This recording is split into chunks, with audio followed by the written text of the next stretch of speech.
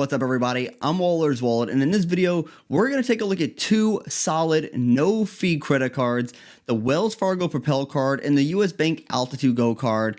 And this was a popular comparison when I asked the community what comparison you wanted to see. Now, if you want a simple way to help out the channel, consider hitting that thumbs up button. Also, don't forget to subscribe to the channel and turn that bell notification on as well so you don't miss out on future videos. And you know, I think both of these cards have a lot going for them, but let's see which one's better.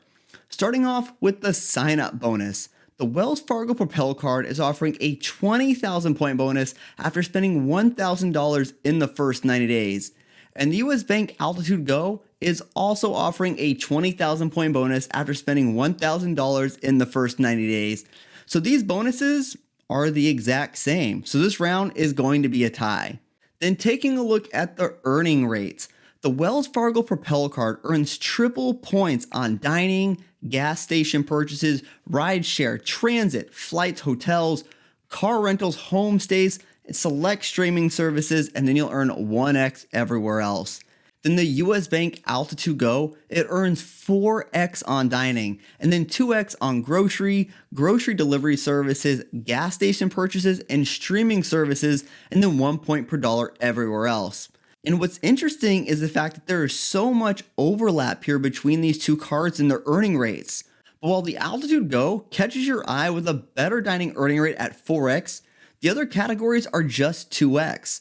The Propel card still offers triple points for dining, but has a better earning rate for streaming services and gas station purchases, and it also includes travel categories, although it is missing a grocery store multiplier compared to the Altitude Go. So while the Propel card does lack that grocery category, I'm still going to give the Propel card the point here because overall the earning rates on the Wells Fargo Propel card are just better. Then when it comes to the annual fees, both the Wells Fargo Propel and the US Bank Altitude Go have no annual fees, and they both come with no foreign transaction fees. But the Wells Fargo Propel card is run on the American Express network, and the Altitude Go is a Visa card. So for that fact, I'm going to give the Altitude Go here the point for better worldwide acceptance. Then when it comes to redemption options, now while both of these cards are marketed as earning points, neither one of them have transfer partners. So they're both really just cashback cards. And there is a difference between these cards that could be big for people. And both cards let you redeem your points for cash back, travel, gift cards, but neither one of them offer any uplift, so I would just probably take those rewards and deposit it into my bank account. And this gives you more flexibility to use your rewards for cheap flights, Airbnb, travel promotions, or really just anything you want.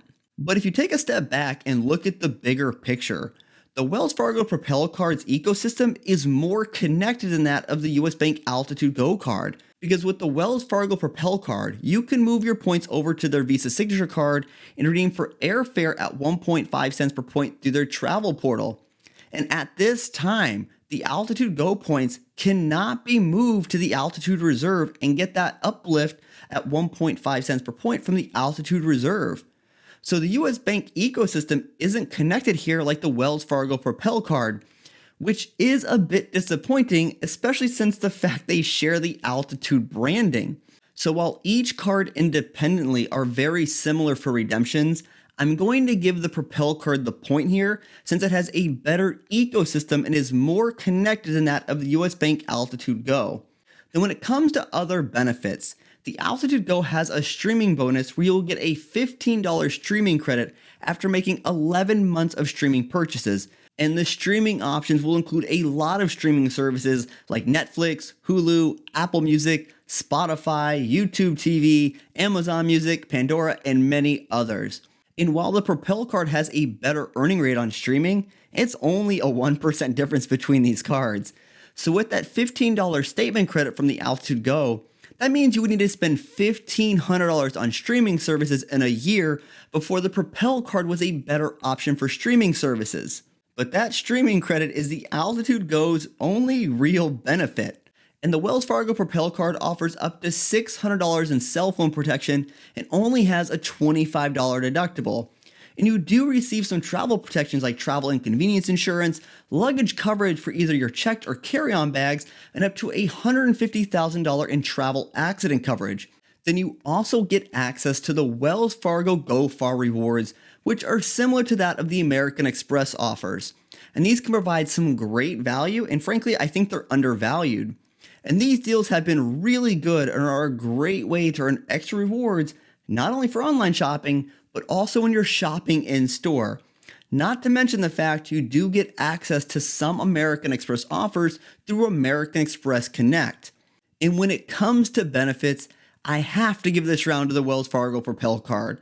I like the streaming credit from the Altitude Go, don't get me wrong, but you get more benefits and more opportunities to earn points, as well as some travel protections as well from the Propel card. So it leads to the question, which card is better? And when you look at both of these cards, I really think the Propel card comes out ahead over the Altitude Go. In the Altitude Go, it definitely catches your attention with the 4x earning rate on dining purchases, but the Propel card earning rates are just overall better. And I feel the benefits are better on the Propel card as well, and the ecosystem is better because it's more cohesive. If US Bank would allow points to be moved from the Altitude Go to the Altitude Reserve, this could definitely change things. But the Wells Fargo system is also fee-free in its entirety. But if you're someone who already has an established cashback rotation and you're just looking for a solid dining credit card, then the Altitude Go is going to be a better option for you.